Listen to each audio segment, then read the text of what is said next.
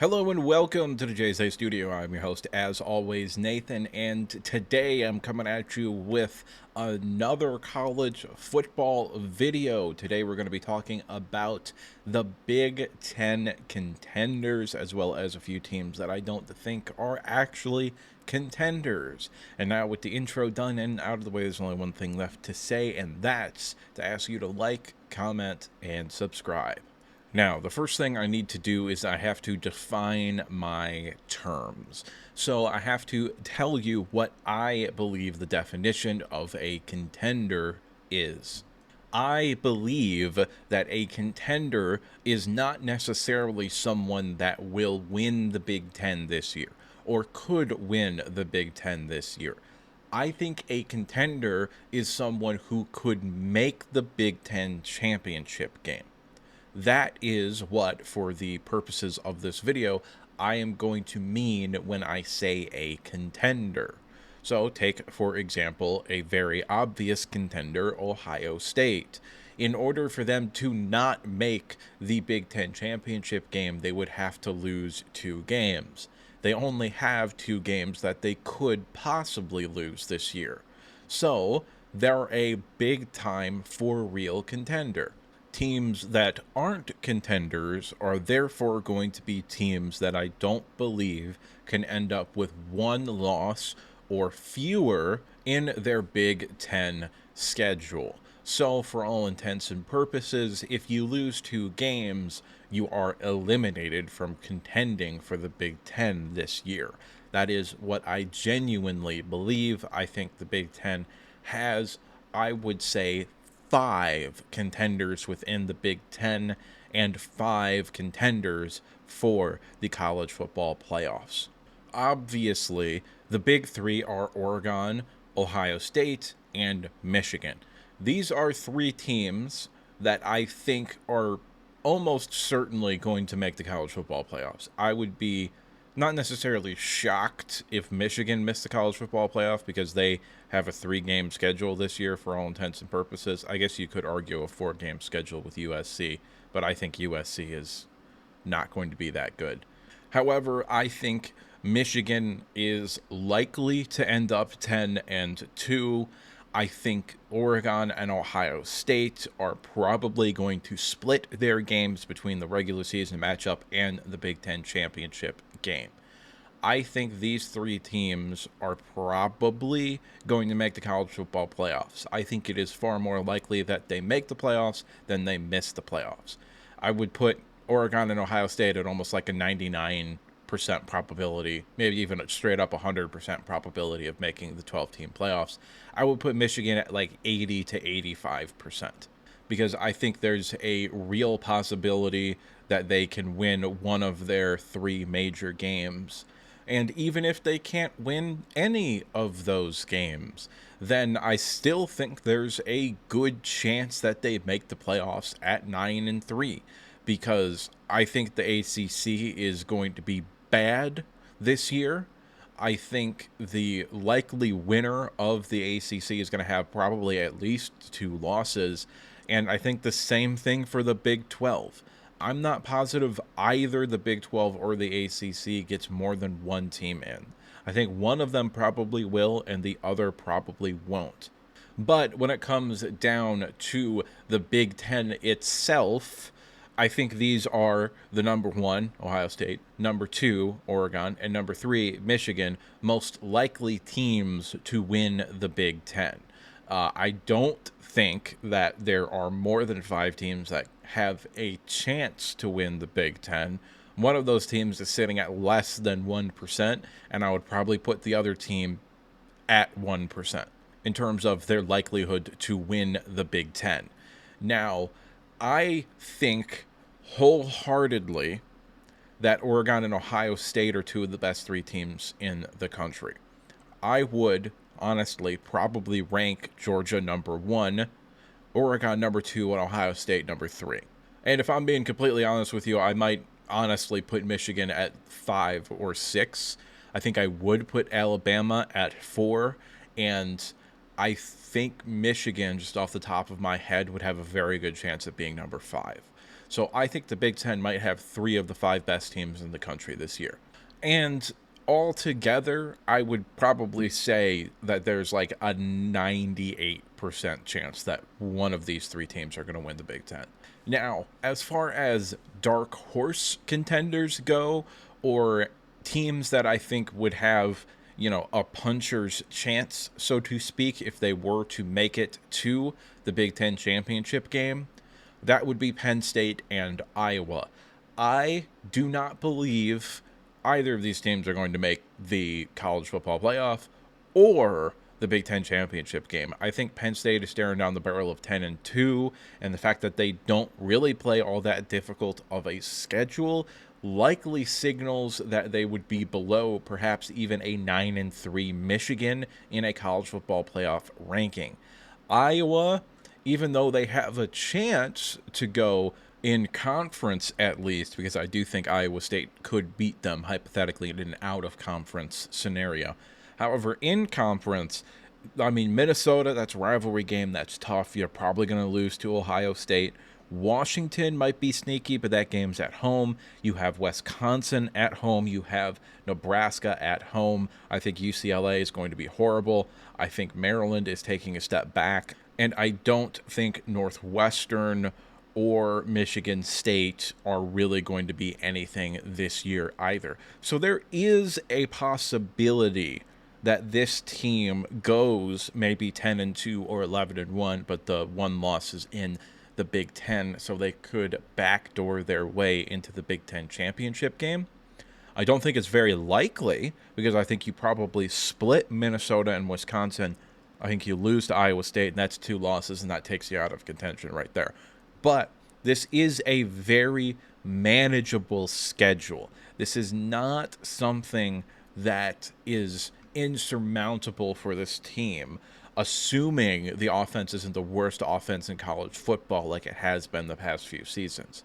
When it comes to Penn State, again, I think there's a possibility that they end up with only 1 loss in conference. West Virginia, I think, is a sneaky team. Now, they're kind of everybody's sneaky team, but I do believe that is a tremendously good football team this year. I believe you guys being Penn State, beat West Virginia last year in relatively not that closely of a game. I think West Virginia, especially at home, might be a little bit more motivated to play and win that game.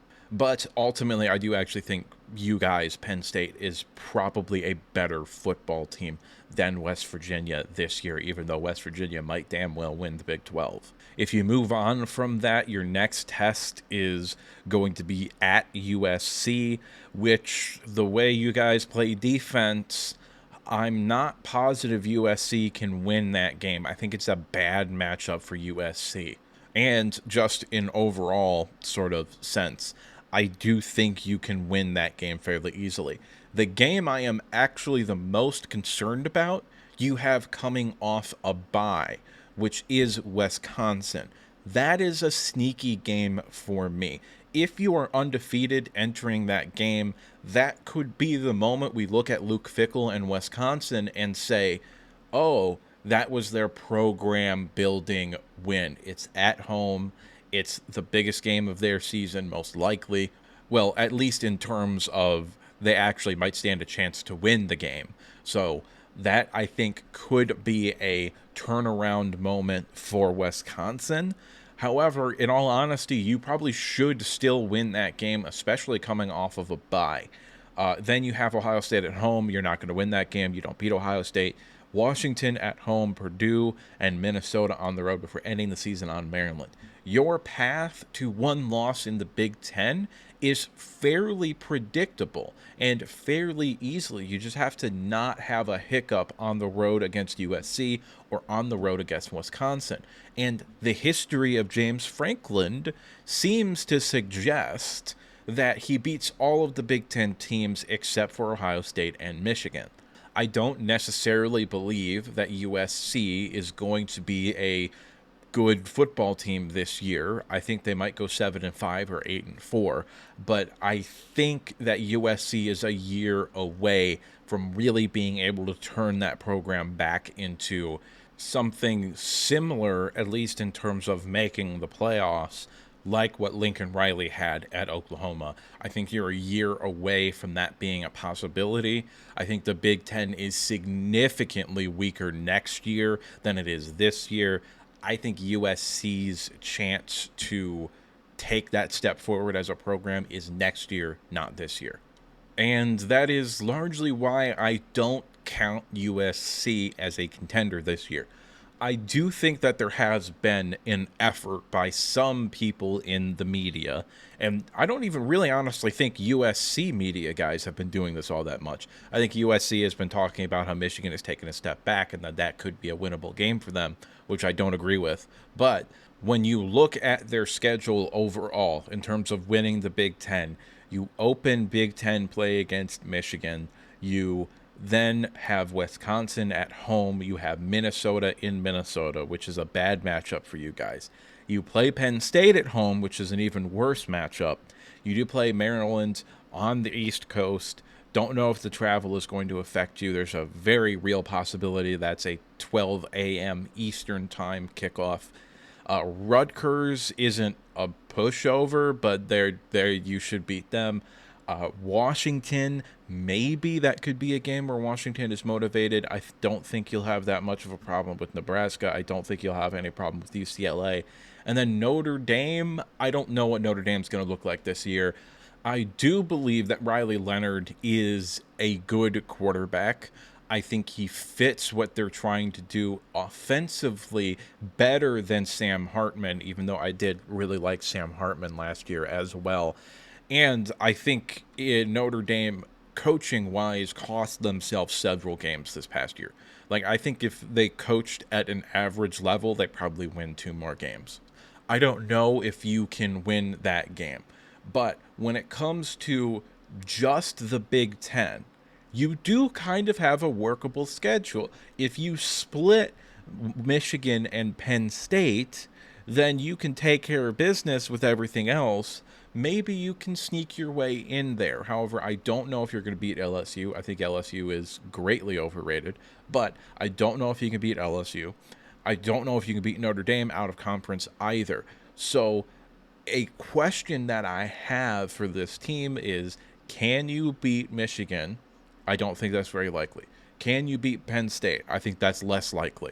Ultimately, you guys might be 7-5, but you have arguably the most difficult out-of-conference schedule of anybody in the country. So I think if you had an easier out-of-conference schedule, you might end up 9-3.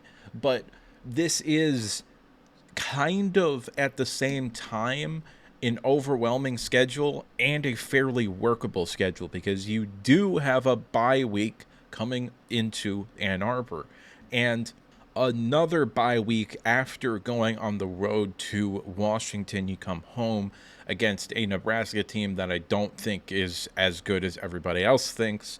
And then you have UCLA on the road. I think UCLA is going to be abysmal this year, so I think you'll take care of business there. And then you have USC at home. So really, for the last 5 weeks of the season, you're not really traveling anywhere, and that might make or break your season. If you do manage to upset Michigan or Penn State, and then you look at these other things, you have to take care of business in Washington, which might be difficult. Washington's a tough place to play, but as we'll get to when I talk about Washington here next, I don't think they're an insurmountable team, even at home. I just think you're flat up and straight up better than Nebraska. I think you're flat out and straight up better than UCLA. And rivalry game against Notre Dame at home, likely at night. Maybe you can win that game. I don't know enough about Notre Dame. They're not in the Big Ten. I don't particularly give a fuck about them. So I don't know enough about Notre Dame to say, or to at least formulate an opinion on if they're going to be good or not this year. Next up is Washington, and Washington is a team that I am lower on than the consensus, I think. You're going to end up 2-0. You have Washington State at home. Traditionally, you win that game. You open Big Ten play at home against Northwestern. I think there's a real possibility you win that game. On the road at night against Rutgers, might be a little difficult. I think Greg Schiano and Rutgers are slowly building themselves into a respectable program. However, I'm going to lean towards you win that game. You have Michigan at home, and if you're as good as I think you are, you'll lose by multiple touchdowns. You have Iowa in Iowa. That will be a tough environment, and I don't think your offense is going to be good enough to put up maybe more than like 7 or 10 points against the Iowa defense that I expect to see this year. So I think you may end up starting 5-0, but then I think you lose to Michigan. I think you lose to Iowa. Indiana, I think, is going to teach their head coach some hard lessons about actually playing football instead of just having better talent than everybody else like he had at James Madison for the most part. I think you're going to win that game. You have USC at home, but I would lean towards a loss there. Yeah, have Penn State in Happy Valley. That's a loss there. You'll beat UCLA, and then I think you'll lose to Oregon in Oregon, mainly because you don't have Michael Penix anymore. And yes, Will Rogers is okay. He's an okay quarterback. He'll probably get drafted in the later rounds, 5th, 6th, 7th rounds. But he is I don't want to say massive, but massive drop-off from the level of quarterback play you had last year. I also think there's a definitive possibility your defense is not as good as it was last year, because when you look into the numbers for the defense and also just the eye test, Washington did not have a very good run defense, but their pass defense was fantastic last year. I think you ended up grading out 19th in the country, according to the model that I use, which is not my model. I didn't make it, but it's the College Football Nerds model. I believe you were 19th in the country in pass defense last year. I think that's most likely going to fall significantly. I think this defense might be a revolving door this year. I could be wrong, but I don't see much of a reason to believe the defense isn't going to be horrible. I think the offense will be good, not great, and I think you're staring down the barrel of 6-6 or 7-5. Last team I want to talk about here in today's video is going to be Wisconsin. First and foremost, I do think you're better than you were last year. I think there's a possibility you end up with like a 7-5 record, but you're a significantly better football team. You open up the season against Western Michigan, you then play South Dakota. You should win both those games fairly easily. You then have what I believe is the first game of a home-and-home with Alabama in Camp Randall. It doesn't matter, that's a loss. You then open up Big Ten play on the road against USC. That's a tough game. I do think you match up well against USC, but that's like a 50-50 game to me. For the sake of this video, I'm pretty sure I gave it to USC in the early part of the section. For your section, I'll give it to you, so you're 3-1. I think you'll beat Purdue. That's 4-1. I think you'll beat Rutgers. That's 5-1. I think you'll beat Northwestern. That's 6-1. Penn State at home. And it could be if you're 6-1, you're only lost to Alabama, or maybe even if you're 5-2 and your only losses to USC, you could be ranked heading into that game at home. That could be the program defining game for Lane Kiffin. Transfer quarterback Tyler Van Dyke is someone that I like the talent of a whole lot. I think the play calling at Miami largely let him down, not the other way around, but that's just my opinion. However, the fact that you play Northwestern the following week and Penn State is coming off of a bye, I think Penn State probably wins that game. So best case scenario, you're 6-2 heading into a road game against Iowa. I think that puts you at 6-3. You're at home against Oregon. I don't think that matters. I think that puts you at 6-4. I think you could beat Nebraska on the road. I don't think Nebraska is as good as other people do. I think that's maybe 7-4. And then Minnesota, that's a rivalry game. You could very well lose that. So I think best case scenario, this is probably looking like a team that could be 8-4 or 9-3. A more realistic scenario would probably be 7-5. But a lot of people have been pointing to Wisconsin and Washington and USC as kind of dark horse candidates to win the Big Ten. And Wisconsin does have a relatively workable schedule inside the Big Ten. They have two really, really tough games against Penn State and Oregon. Hypothetically, you would have to split those games to even stand a chance. If you take care of business in the rest of the games, which I think you'll be favored in except for USC because USC's at home. But even then, it's not impossible for you to imagine Wisconsin beating USC this year or USC beating Wisconsin. And I'm not sure what all of this means, but I do think these are three programs. Well, actually, no, I don't think that these are three programs. I think USC and Wisconsin are programs that next year we could be looking at them as actually contending for the Big Ten. Washington, I'm going to be honest with you, I didn't like the head coaching hire. I think it was a kind of a fluky year down there in Arizona this year. And not necessarily because of the team, but the coaching staff, okay? I don't like Jed Fish. I'm not a big fan. I think he's just not a good coach. I don't think he's a program builder. I think he kind of got lucky by getting Taquan McMillan to commit to that team. He's got an okay quarterback play, which is not something a lot of teams in the Pac-12 can say. And I think that they do have a sort of tough mentality about them, but I don't think Jed Fish was the guy for Washington to keep them at the level that they're at, or to even just keep them being a consistently good program. I think that is a hire that you're going to regret in 3 or 4 years. But what do I know? I'm just some asshole on the internet giving you his opinion.